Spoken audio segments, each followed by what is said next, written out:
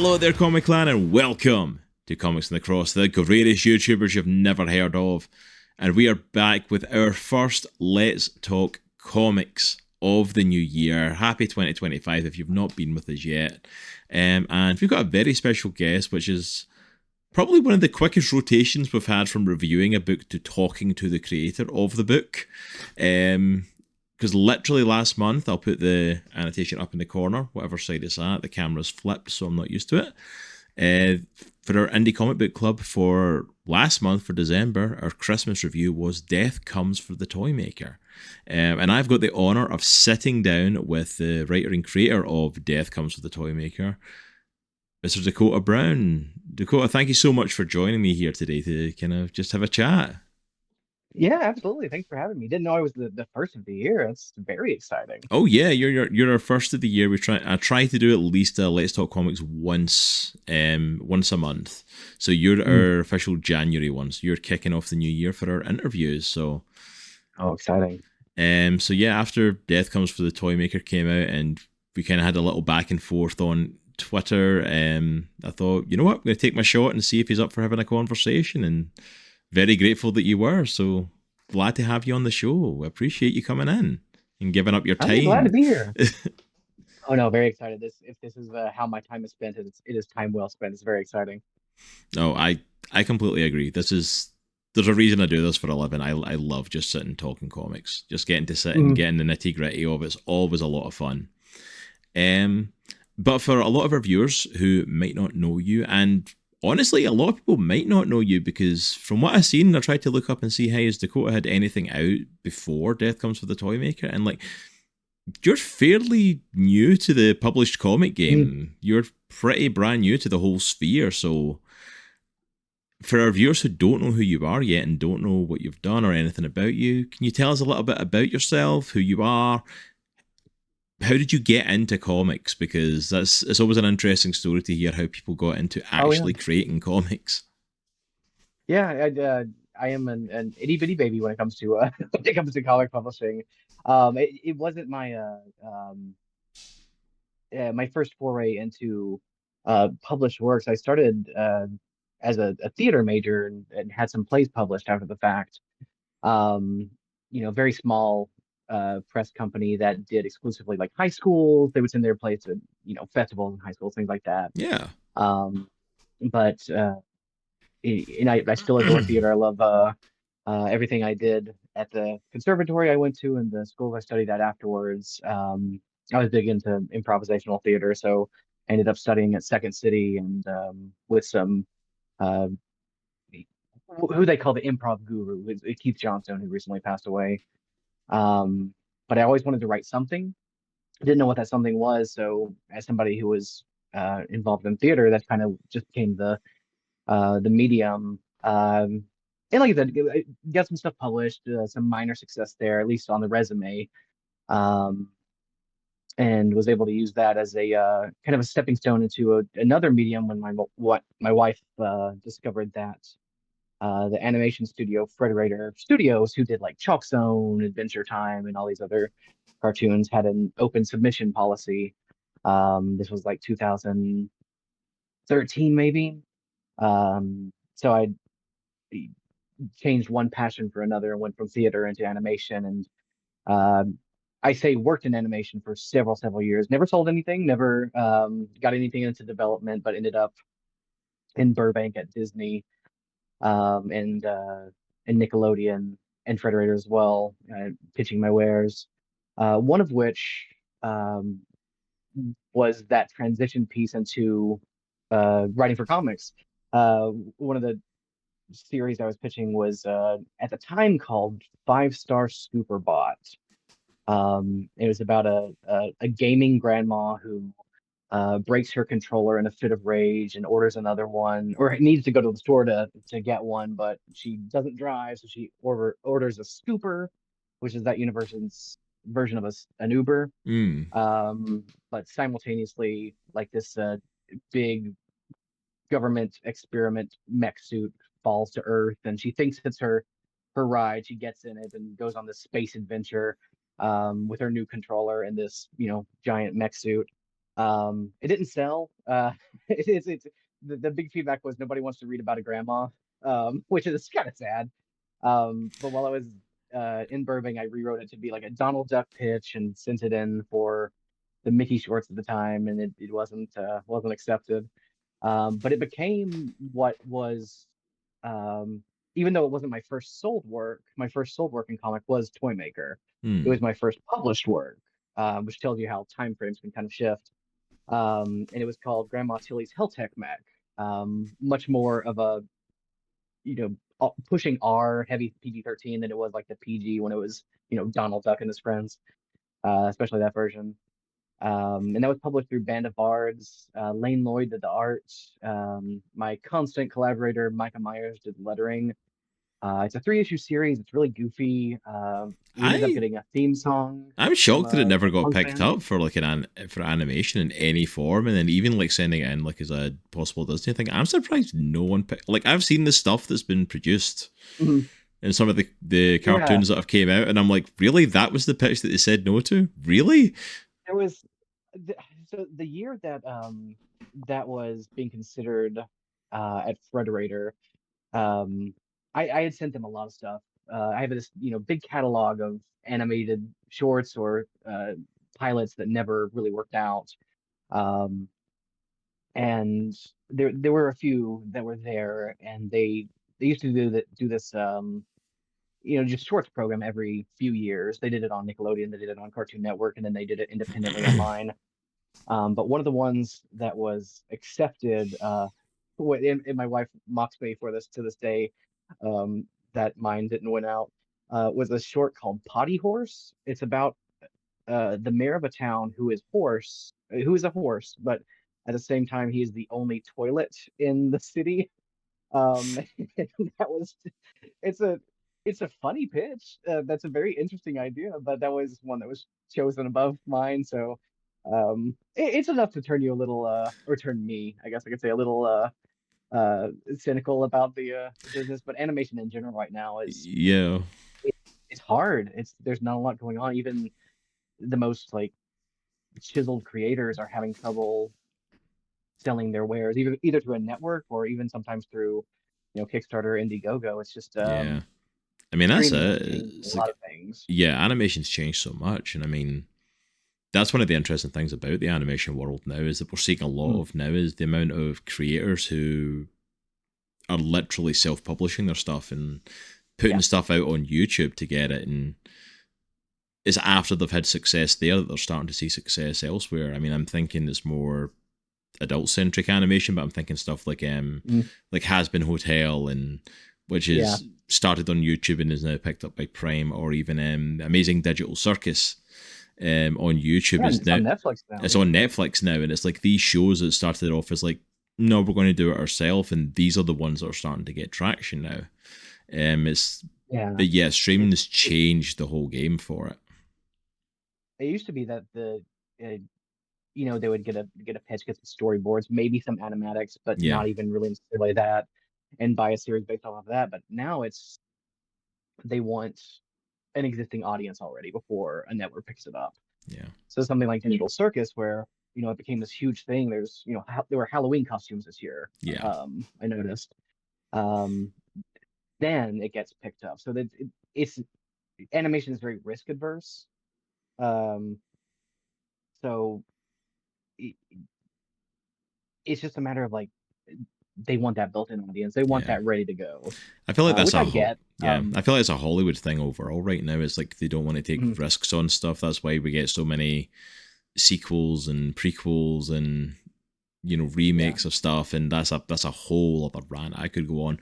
But like because people are wanting that, they're wanting a guaranteed thing. They're wanting to bet money on something mhm, they know is going to make them money. Which I get it. It's a business. You want to make yeah, money, yeah, but they forget how we got that stuff in the first place is because somebody took a risk on something that 50 other people went, that's crap. And then if yeah. somebody took a risk on it and went, oh, wait, this is actually successful, people like it, you know? Yeah, Eh, it's a fascinating industry, and it's the turnaround. of employees is staggering as well. The amount of times I have to change my digital Rolodex just because of who's at what studio now, who's at what network now. My most of my contacts are have shifted so much that they're not even in the business. So I think at this point, honestly, I have three contacts in all of animation Wow. after years of pitching, and the answer is always just like, we're only doing legacy content right now. And one of the most upsetting things is seeing, um, you know, I'm a SpongeBob fan. I like SpongeBob, um, but when Nickelodeon started airing football games with commentary from SpongeBob and Patrick, that's kind of Yeah. when I knew like um, it's going to be very, very hard to wedge in there if you're not Yeah. already even like we said, even if you're existing. So that's how I ended up in comics. Not that I didn't want to work in comics, but um, I didn't know how. Somehow I knew more how to get meetings with people in animation and film and TV. Um, but uh, animation was or comics was always a passion. For my dad was a Marvel reader, and um, the first comic I ever had was must have been his. It was Marvel Team Up Annual #6. It was Cloak and Dagger and the New Mutants, and I have Nice. the tattered version of it hanging on my wall, and then three different versions of it because it was reprinted so many times in like Marvel Tales. Um, but it felt That's like kind of just such cool that a you can trace back like yeah, this was the issue. This was the mm, one that kind of made me a well, I comic know, yeah, fan. I knew because I kept it. There's no cover on it, and the most iconic thing for me on the cover was there was an advertisement for Lucky Charms gummies, fruit gummies, which was a thing for 2 months maybe in the late '80s. Um, I was gonna say I've and never even heard of that. Lucky Charms fruit yeah, gummies. Like I did no idea.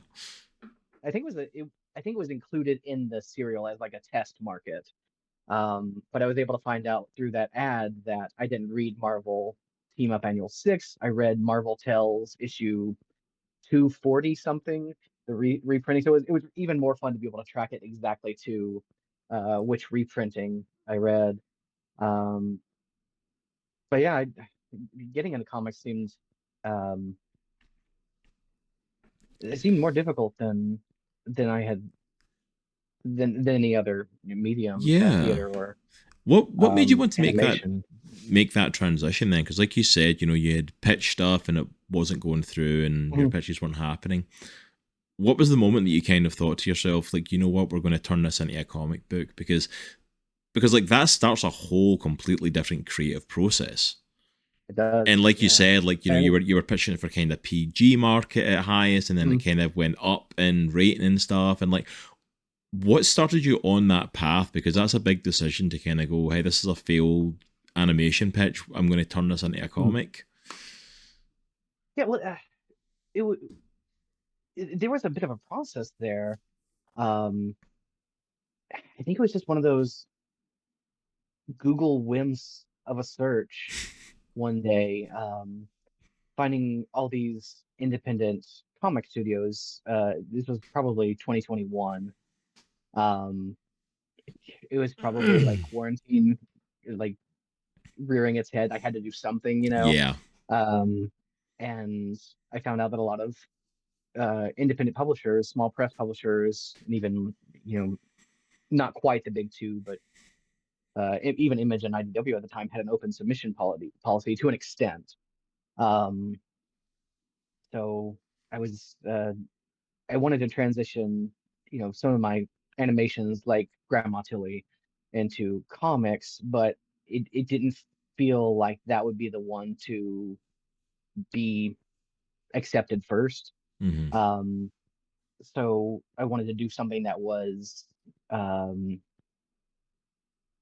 having read comics, I kind of figured I knew that, and this is anybody who reads comics or is involved in comics knows, the cover sells the book. Oh yeah. Um, it's the title, it's the image on the cover, it's if you can convey like the elevator pitch just with an image, um, that's going to make somebody at a comic store at least go, huh, what is this? I might pick up the first issue. Absolutely, Um, absolutely. it's- so that's, I mean, it's kind of a backwards way to get to a story. Um, but one of the big things in indie comics, obviously for financial reasons, it's to use, public domain characters. Um, you know, Snow White's always fighting vampires, and there's always this like horror slash fairy tale take or pseudo Disney, pseudo Universal monsters Yeah, yeah, yeah, absolutely. crossover. You know, I mean, like Um, that's just one of the big things, you know. I mean, it is, yeah, and for very good reasons. It's free, public domain yeah. characters. I mean, So all we I have just to do, started like on all we have to do is what's look that? at the Winnie the Pooh and the Mickey Mouse horror movies over the last Yeah, couple of years. it kind of makes me cringe to hear myself talking about this because that's exactly what's going on. With I just saw the images for the Steamboat Willie horror movie Yeah, coming out. It's fascinating. I don't think everybody quite understands public domain like like they think to do. We'll see. no. But yeah, I was just going through like lists of public domain characters, and Santa and Death was a story that seemed very inevitable to me, I guess, and I hadn't read it. So that's where Death comes for See, the that Toymaker intrigues me. came You even from. saying that this seemed like it was something that was inevitable because I'd never heard of this book. I'd never heard of the book. I'd never heard of anything for it until like I get stuff through our email for PR stuff for some of the Mhm. smaller comic companies so that we can review them and check them out. One of the PR things that comes through is Death Comes for the Toymaker. And I see it, and I literally look at the image, and it's the image that our viewers you can see on screen now. It is Santa literally swinging a bag at Death. That literally sold me on this because I'm like, what the hell is going on? Why is Santa fighting Death, the Grim Reaper? Like, what is going on here? Like, it was enough to kind of catch my attention. Is Oh, like, it was never that's good to something hear. that grabbed my thought process before. Like these two immortal beings, these two, like you said, they're public domain. These characters, Mm. as we know them today, have been around for seemingly forever. And I have never seen anyone go, hey, let's put these two together. And it's like it's almost like a Yeah. new level of stuff. Like, because the first thing that kind of it reminded me of, like, and I mean this in the best way possible, is like a couple of years ago we covered Klaus for Yeah. our Yeah. indie comic book club for Christmas because it's a Santa story. And literally, the book, the first volume of it, ends with Santa versus Krampus. Like, that makes sense. You've got Santa versus Mm. the Christmas monster, but Santa versus Death?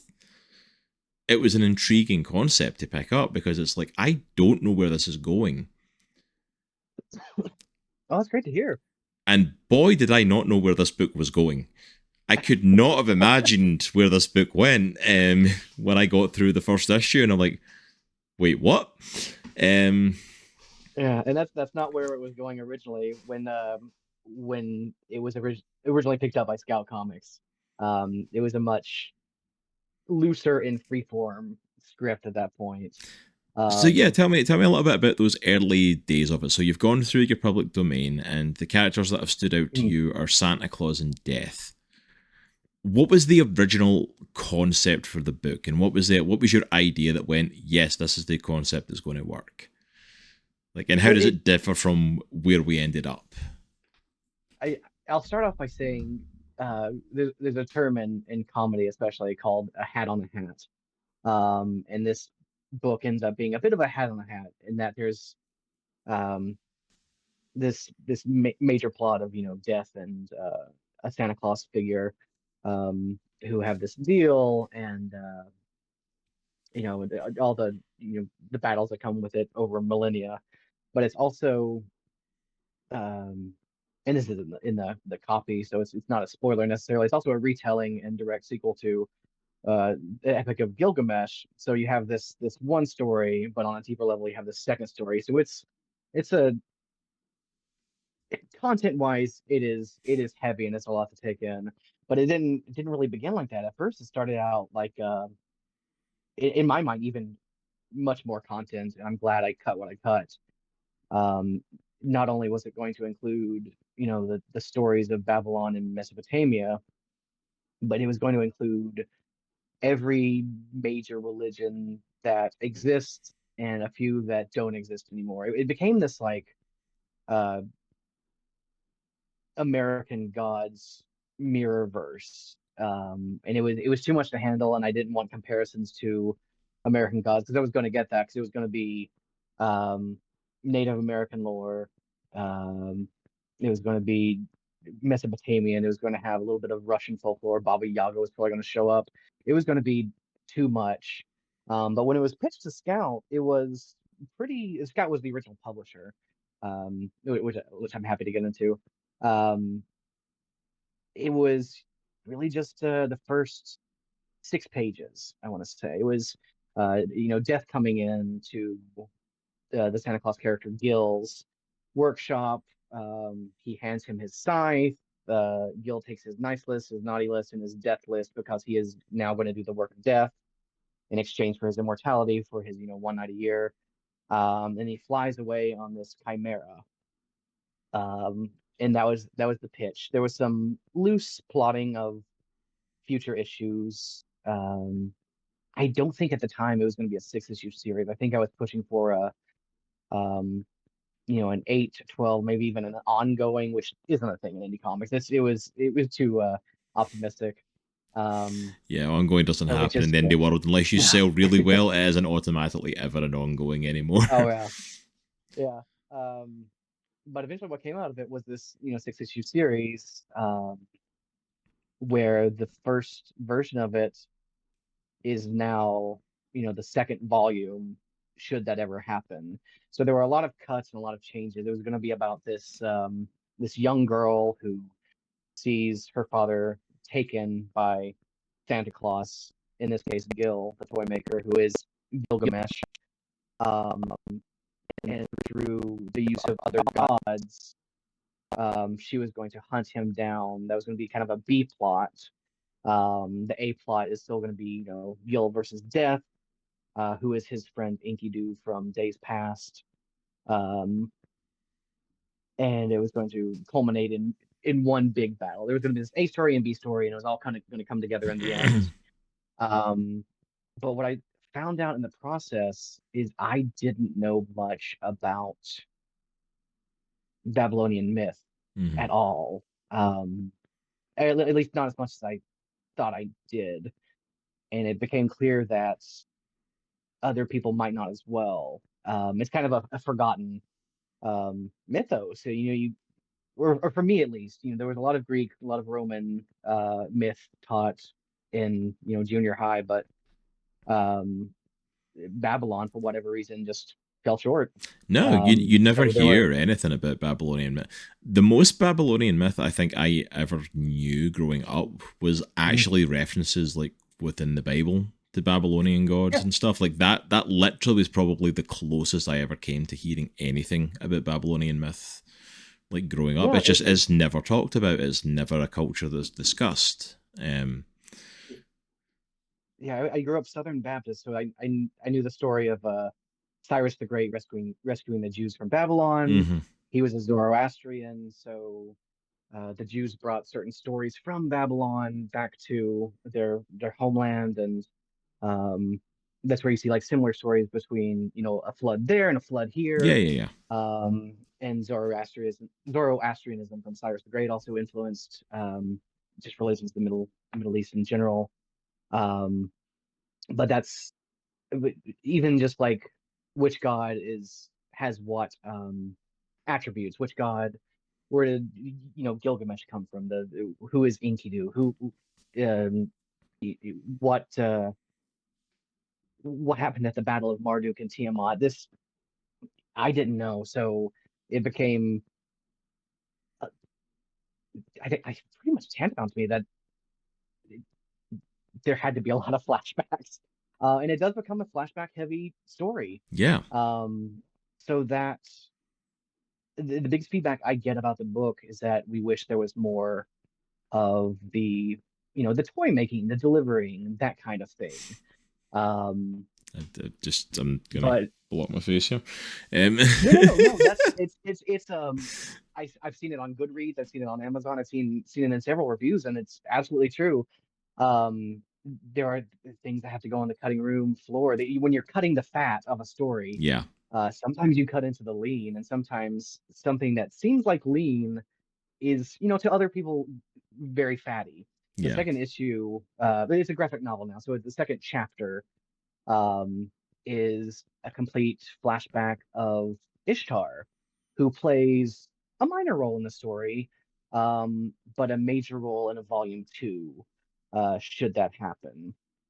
So there's a lot of things had to be trimmed down and moved around a bit to, one, let people know about about these characters, because again, they're wildly unrepresented, Yeah. in my mind at least. And is that something But that in you wanted doing, to do with this book? Sorry to kind of cut in oh there, no, but like, is that something you really wanted to represent with this? Because like, it's clear that you, like you said, you didn't know as much about like Babylonian like mm, lore as you thought you did in Babylonian gods and all this kind of world.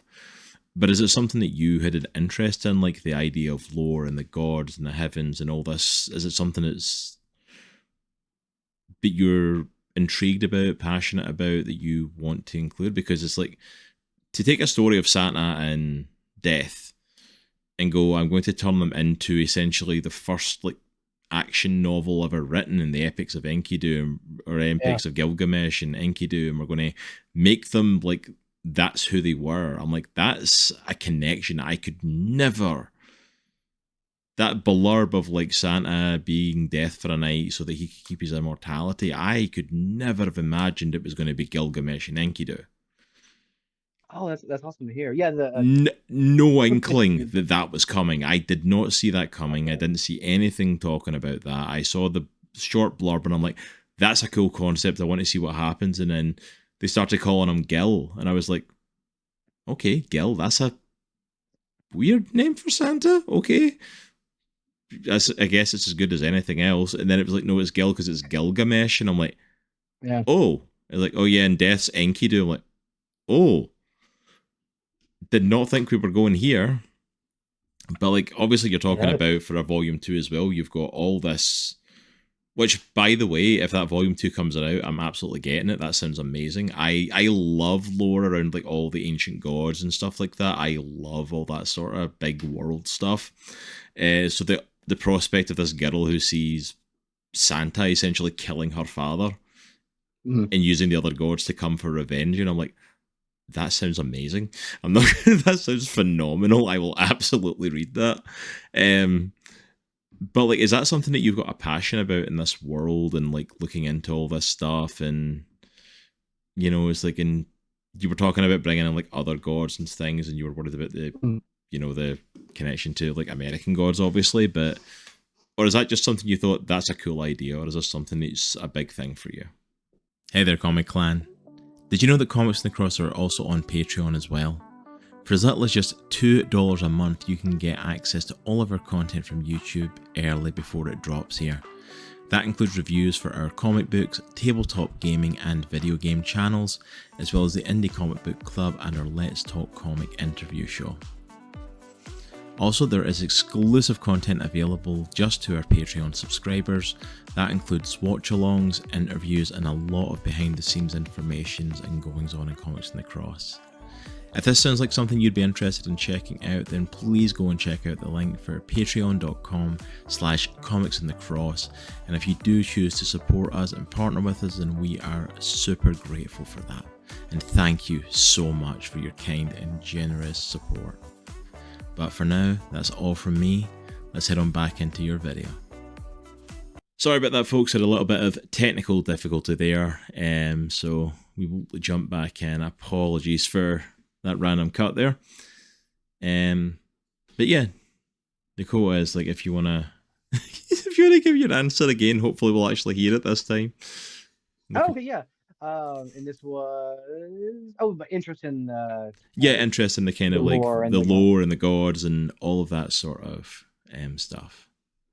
Yeah, I generally do typically. I like the background and the um especially if it informs a character and their stories and their relationship with other characters. Um, but this one was very much a lucky.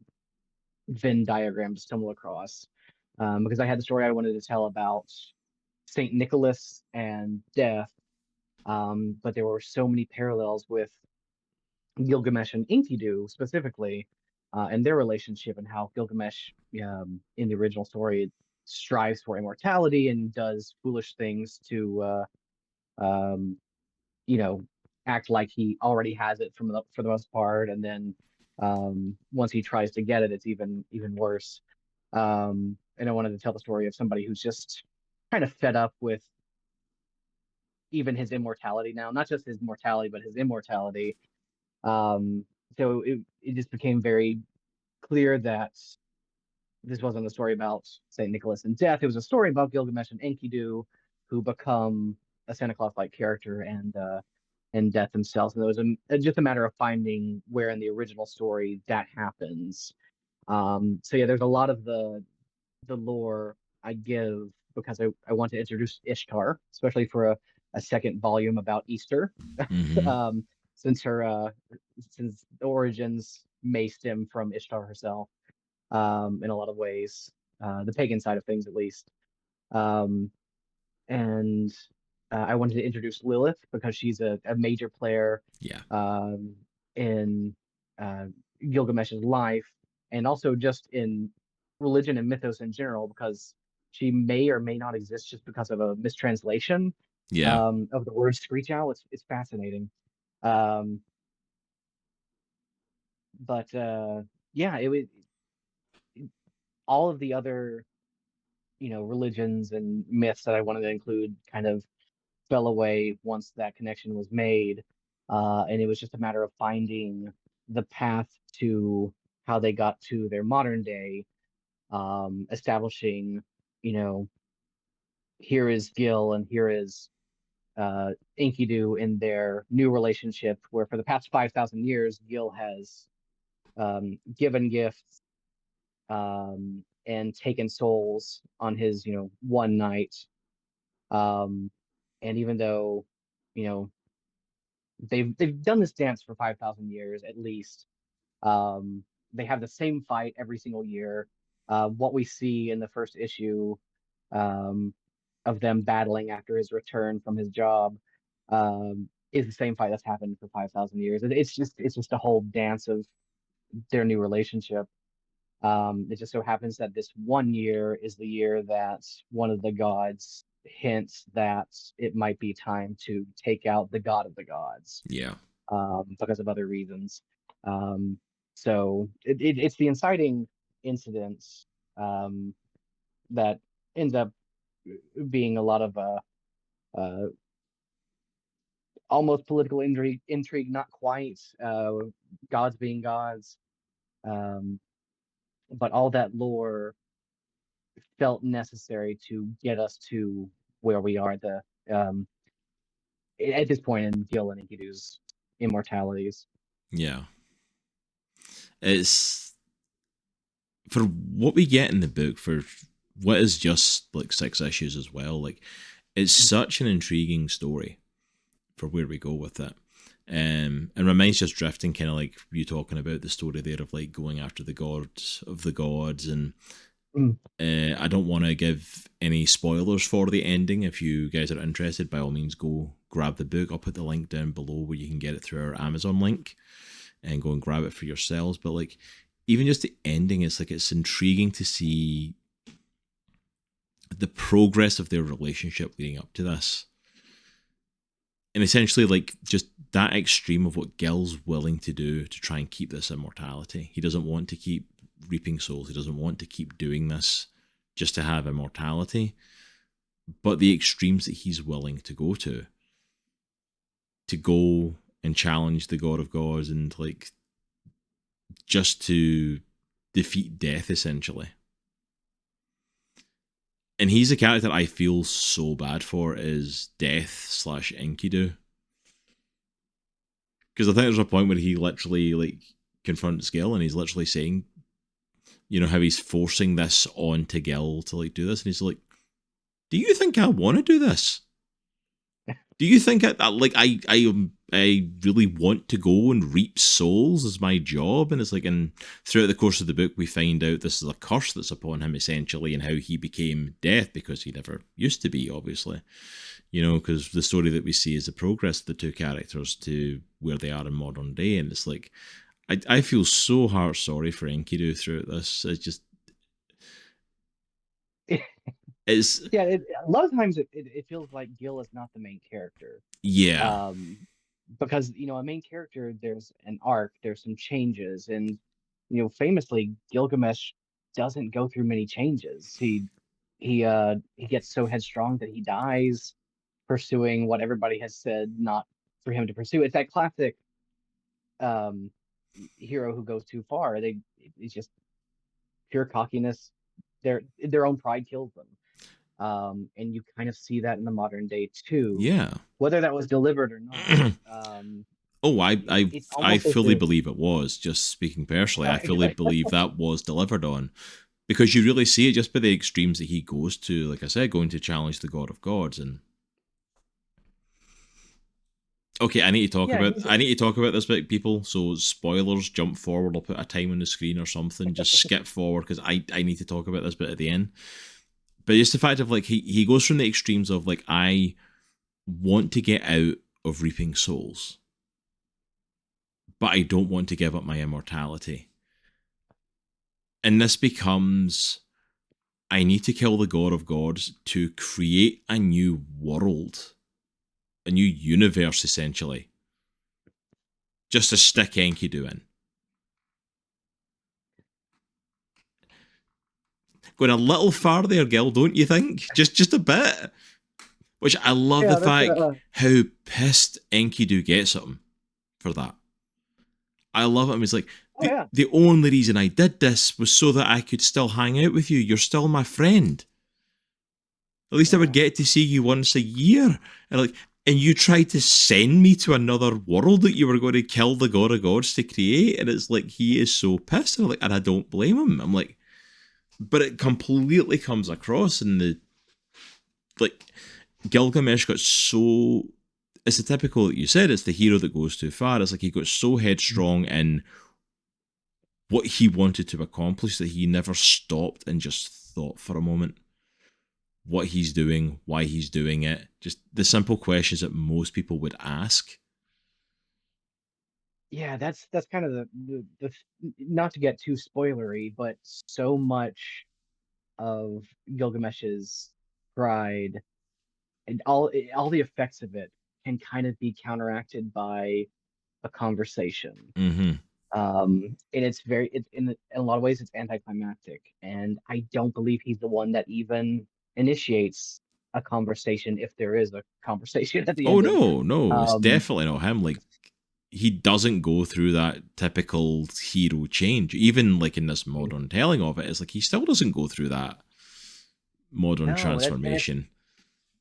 it was a weird character to write for because there's not necessarily an arc in the original story. Yeah. Um, because I mean, Gilgamesh was a real person by historical records who clearly told scribes or like, hey, make me look really good. And maybe they kind of did some uh, subterfuge there by adding a bit too much pride in his character after the fact, Yeah. um, and made him a character not to be envied necessarily. But yeah, he doesn't go through changes in the original. He doesn't necessarily go through. There are changes in his life, Mm-hmm. definitely, but he doesn't initiate them. And that kind of became the whole point of the story. Um, is that so much? He's so deep into this pride and so deep into this uh, journey of having everything that one, he loses his friendships, he loses his world. Really, he's in this brand new world every X amount of years. Everything is changing. Um, but those relationships with a simple conversation could have been mended in some way.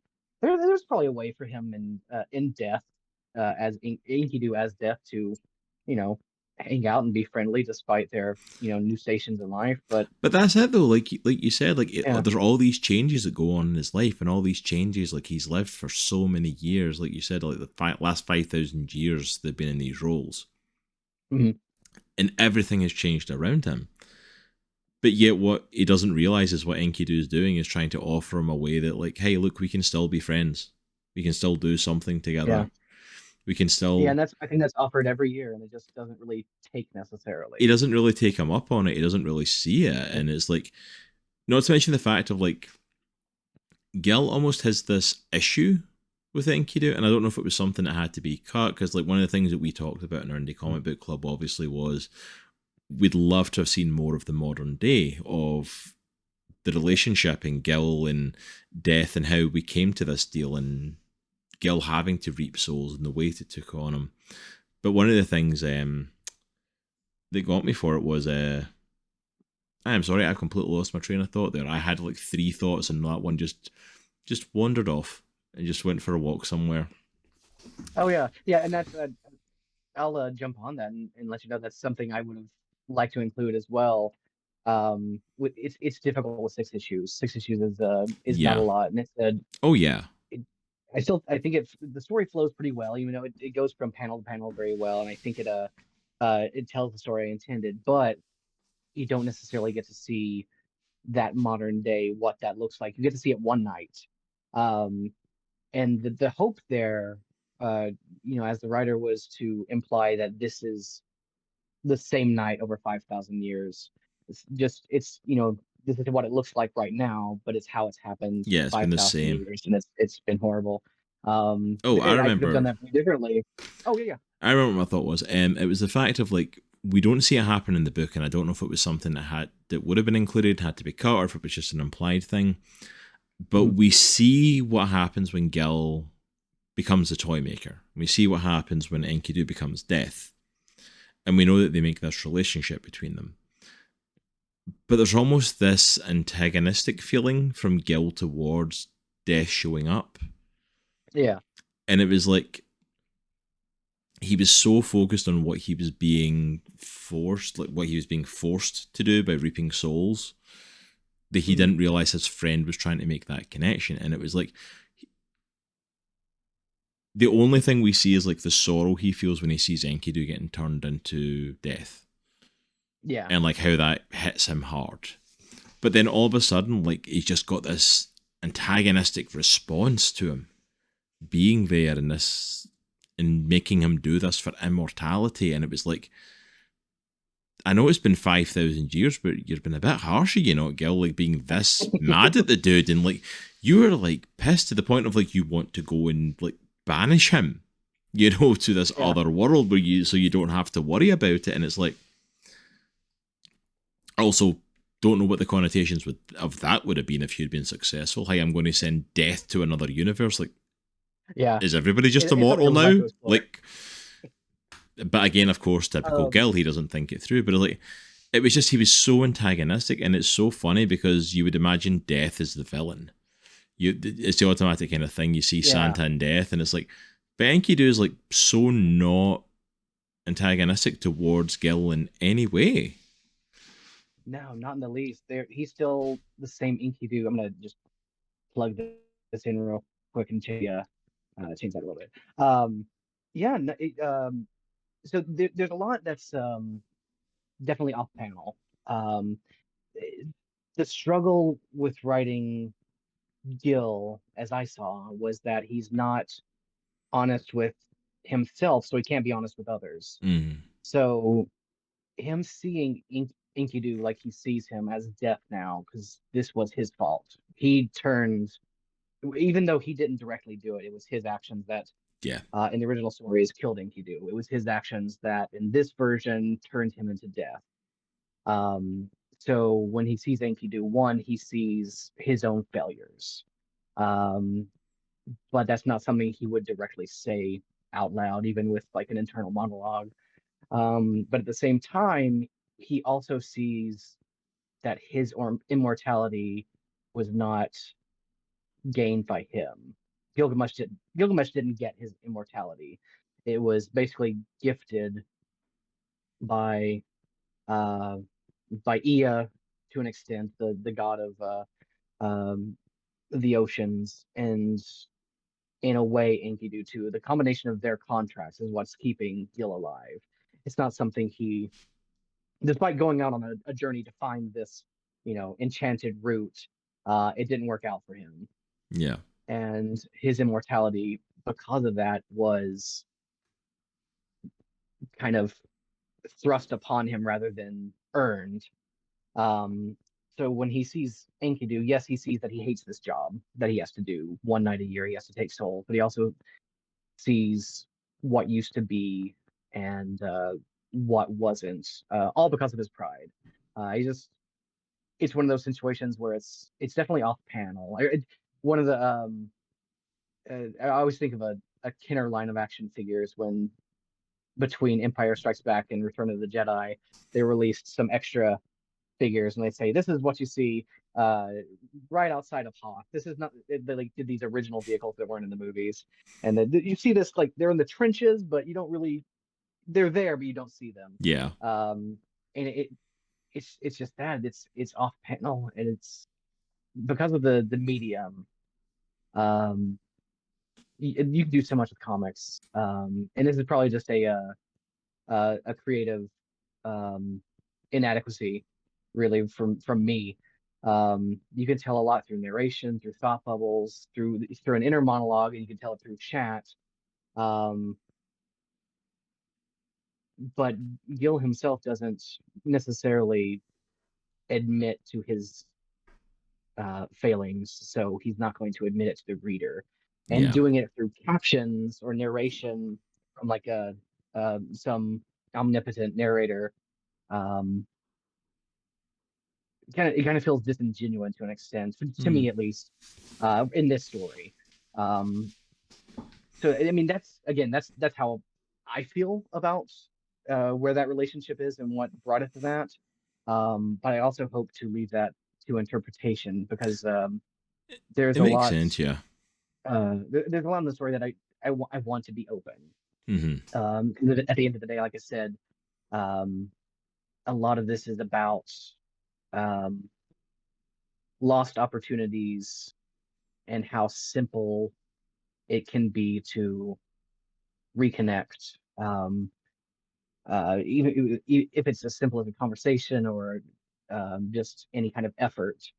Um, so I didn't want to get too in depth about.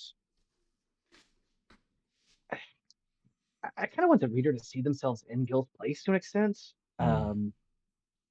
which is not a good thing because Gil's not a good guy, really. At the end of the day, No, but um, you also want your readers to kind of get where he's coming from, because like yeah, all intents and purposes, he is the protagonist of the story. He's at least a ride mhm, along character. So, yeah. and that So makes sense though. It's I'd like be because fascinated. Yeah, sometimes when you're doing that with the stories, or that's what happens is that you, like you said, there's two options. Sometimes you can just do that explaining where you have the thought bubbles or the narration or the mhm, whatever, and sometimes you do leave it open to interpretation. And but that's the risk that you run, is like everybody can read something different out of it, or can yeah, sometimes completely miss what you were hoping for. It's like it isn't always as obvious as you think to everyone else, and people get yeah, different stuff. But that's one of the beautiful things about art though, and that's one of the things is like it's like you put out what you think, no, this is the best way to tell this story, this is the best way to put that out there.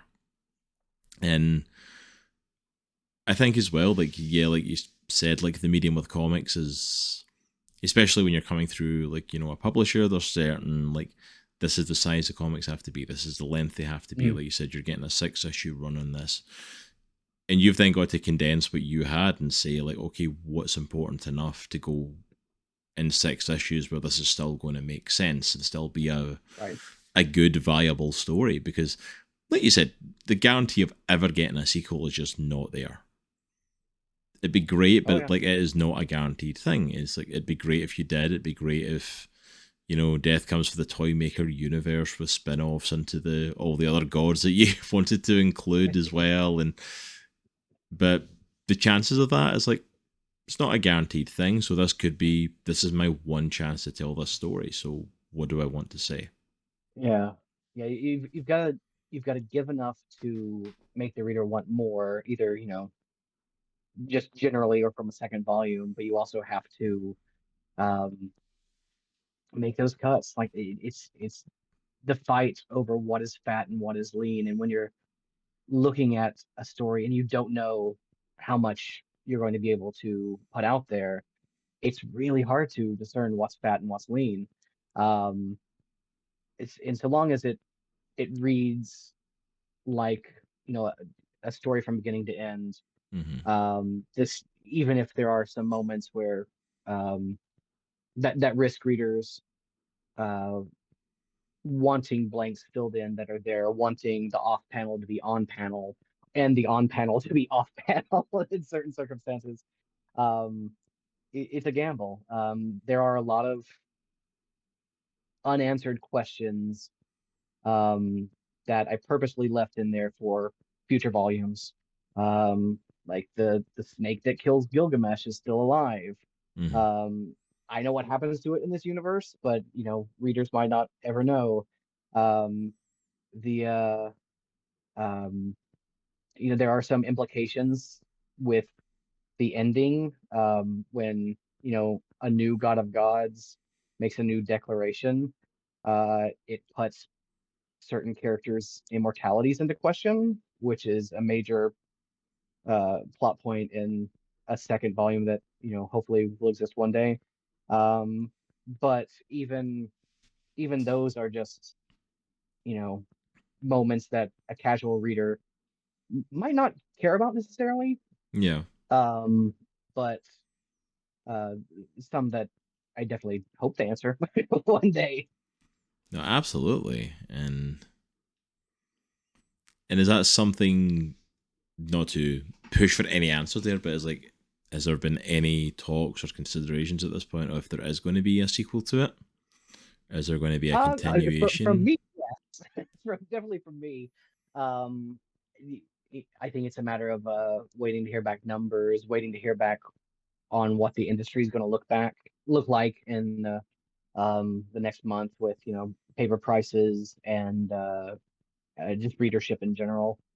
There's a lot of unanswered questions, not just for Death Comes for the Toymaker, but for indie comics in general. Um, so once those answers are made clear, um, hopefully one of those answers is let's follow through. But like I said, there's a second volume plotted out. There's a possible third volume that could be a B plot for the second volume if it comes down to it.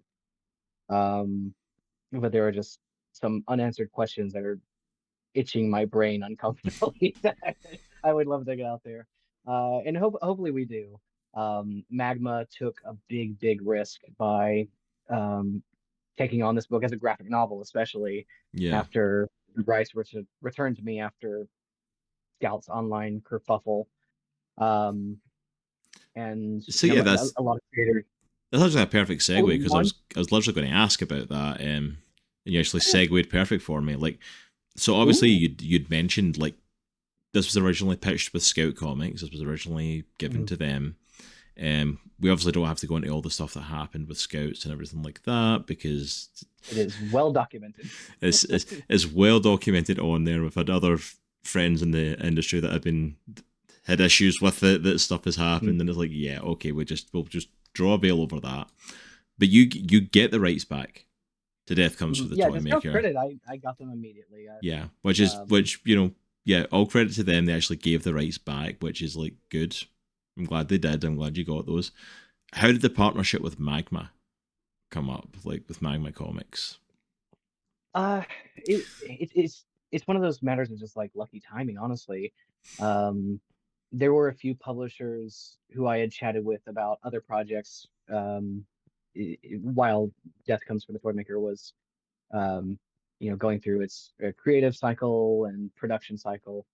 Um, and one of them was Denton Tipton, who is technically the CEO of Magma. He doesn't like the title, but he is. he's the head of Magma. Um, Back when they were still attached to Heavy Metal Magazine, Mm. which they're now an independent Yeah, they're like comic their own publisher. independent publisher now, Mhm. which is phenomenal that they're their own publisher now. Yeah, really cool genre stuff they're putting out. Um, so I talked to some other publishers, and the big thing with something like this, because Death Comes for the Toymaker issue 1 was released by Scout.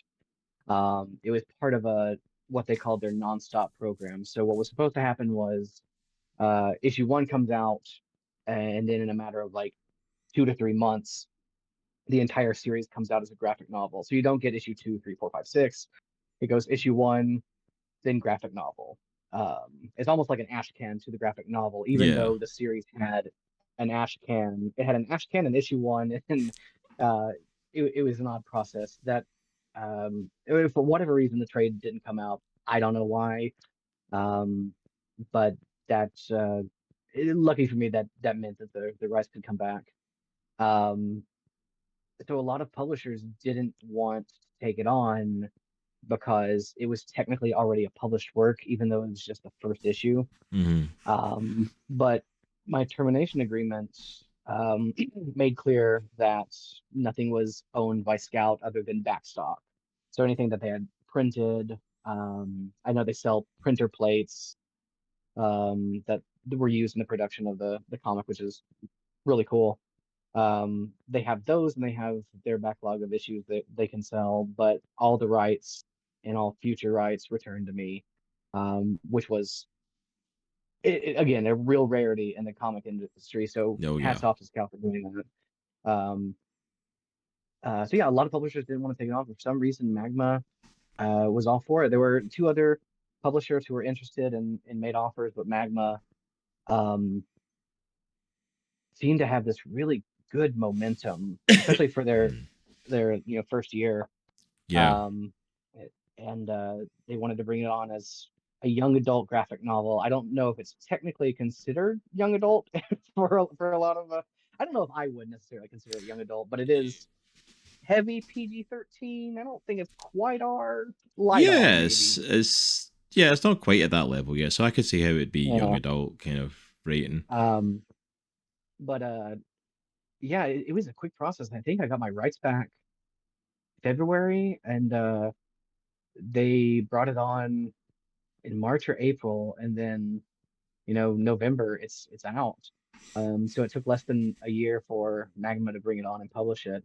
Um, and yeah, they have an incredible team. They're all from IDW back in the day, so they have this incredible network of connections, Yeah. and we're able to really get it out there. Despite the fact that it's not technically it's more of a book market release than a comic store release, because it's a graphic novel. A lot of comic stores don't want to buy just a graphic novel from an independent creator, Yeah. or a small press publisher, unless it's a trade of something that was already released in single issues. Um, but I mean, I saw that they got it in comic stores, they got it in bookstores, and can't be more thankful. Um, Now it's just a matter of poking them some more and getting that volume 2 greenlit.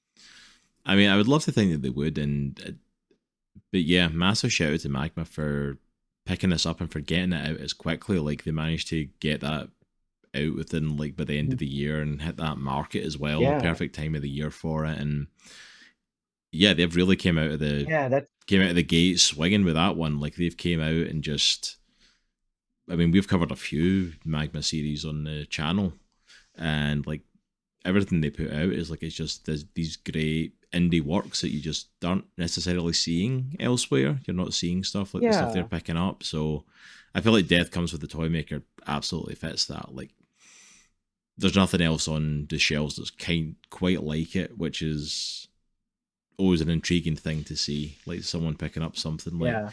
because we've covered this, we've covered stuff like The Pedestrian and Day of the Dead Girl and stuff like that. These Mhm. awesome series that are just very unique and Yeah, very very indie feeling, probably the word. which I love. Yeah, I mean, genre is.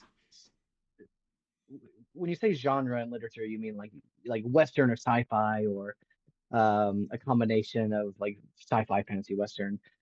Somehow, when Magma releases a book that's genre, it's beyond genre. It's this very unique world, Yeah. like a Skelter. Well, Pedestrian, of course, is no one knows where to place it. No. It's one of my favorite books of the year, and just to share a publisher with Sean and Joey is a joy because that's again one of my favorite books of the year. Yeah. I But yeah, mean, it's like genre. It's it something you won't very see much in like, any other publisher.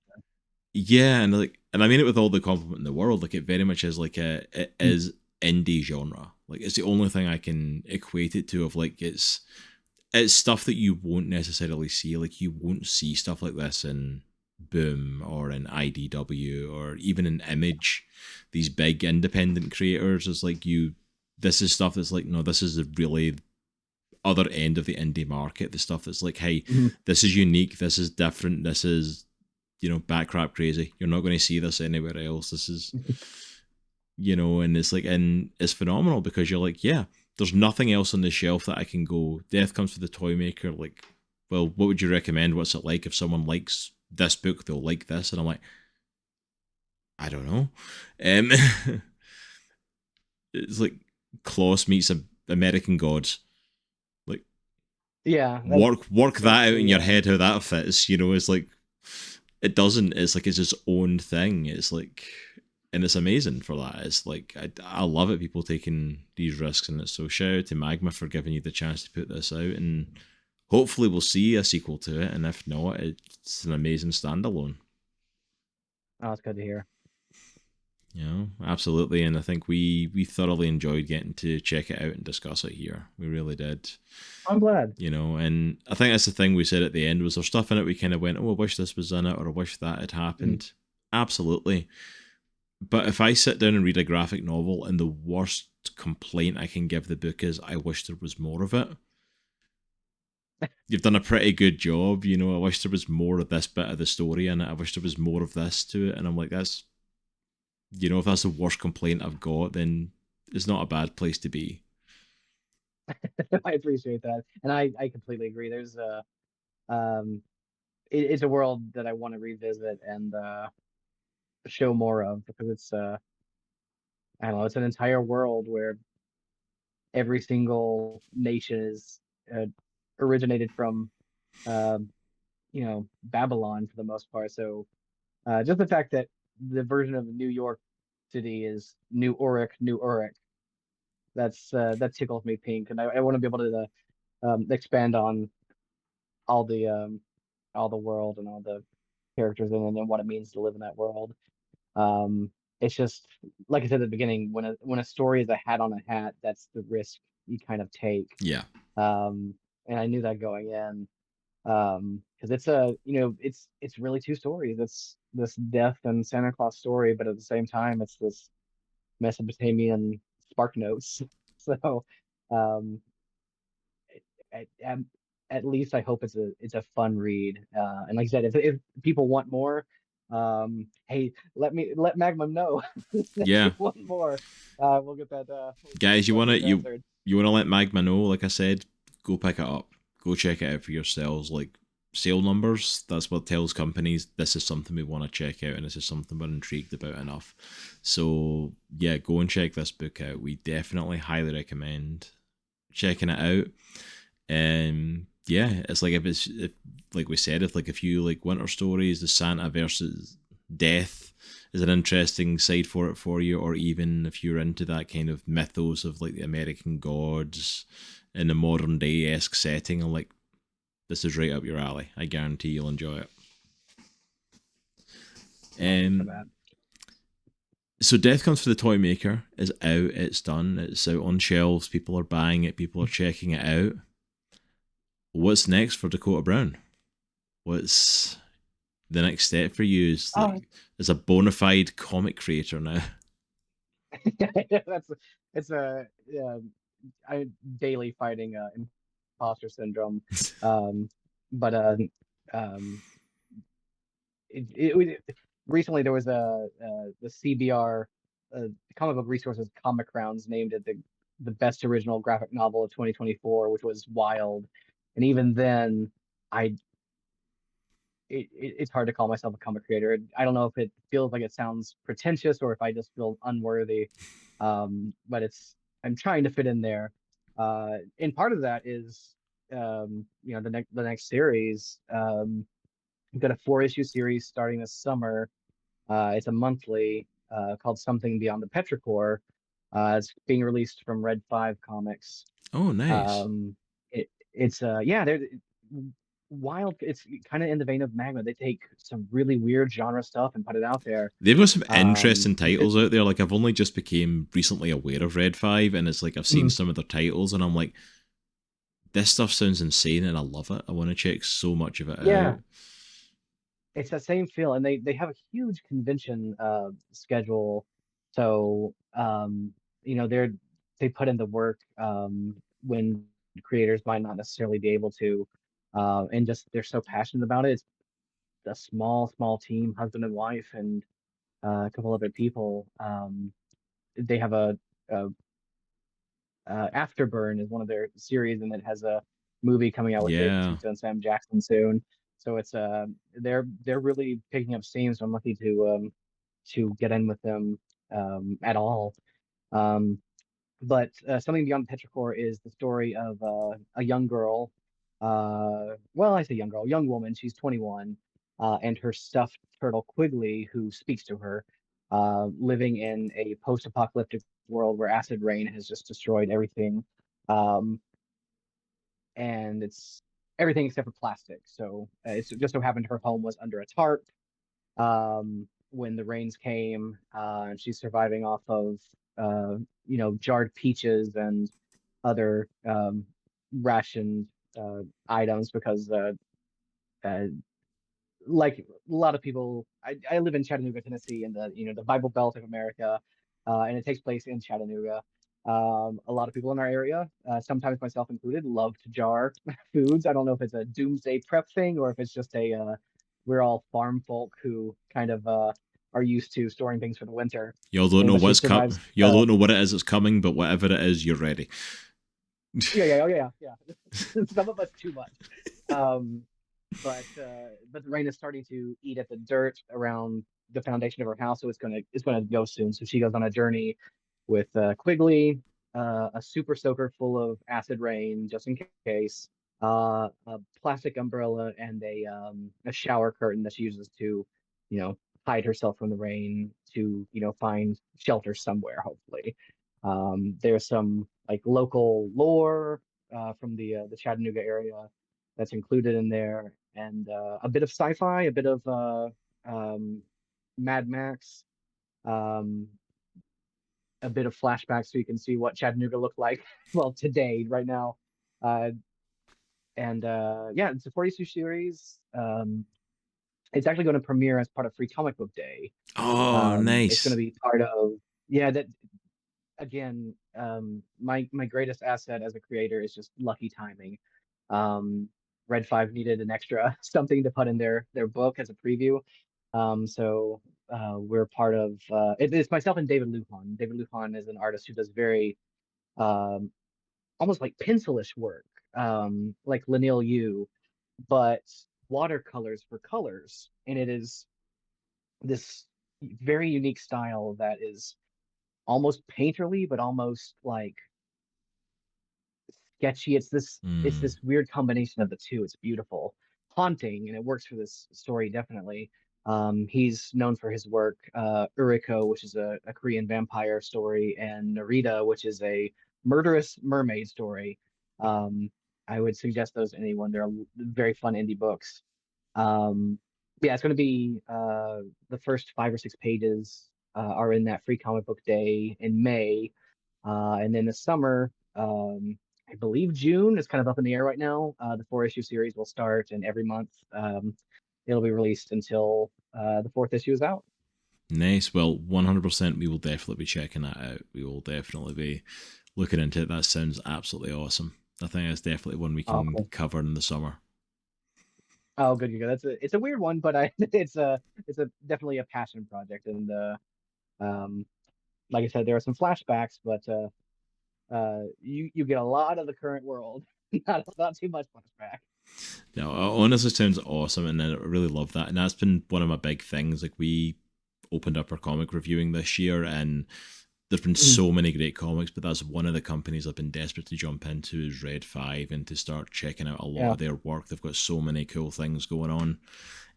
So yeah, that's one we're definitely going to be grabbing this year. Absolutely. Oh, that's good to hear. Thank you. And yeah, head to the store on Free Comic Book Day, and you'll see two other upcoming stories from them that are very exciting. Absolutely. So yeah, make sure you go and do that, folks. Then, so that is going to be in May for Free Comic Book Day. Make sure you go and grab that. Check out the amazing stuff coming out from Dakota. And again, make sure check out our link down below. Go and pick up Death Comes for the Toymaker through our Amazon link for yourself. You will not be disappointed in this. It's a fun read, and like I said, hopefully some sales will show Magma like, hey, we'd love to see more of this. So let's see if we can get that happening. It'd be greatly appreciated. But I think that's it for me for everything I had for you. Was there anything else you wanted to talk about, Dakota? Anything else you wanted to say or to pitch or anything else at all? Oh, not too much. I just thank you for the time. Thank you for the review. I really appreciate the read and the thoughts on the comic, and just love to chat about it after the fact, and just comics in general. So, Yeah, real pleasure to be absolutely. here. Thank you so much as well for coming on. Thank you again for giving your time. We greatly appreciate you coming on and just chatting with us. And maybe we'll see about getting you back on later on in the year when your book with Red 5 comes out, and we'll maybe see if we can chat about that one a little bit. Oh yeah, I love it. But that's it for us for now, folks. Thank you so much for hanging out with us and checking out Let's Talk Comics. Make sure if you have not done so already, head down there, hit that subscribe button so you don't miss out on any future videos from us, and hit that like button so that you can help us out in the YouTube algorithm. But for now, that is all from me. Hope you all have an amazing day, and remember, it's a good week to be a geek. Take care, and we'll see you all soon. Peace.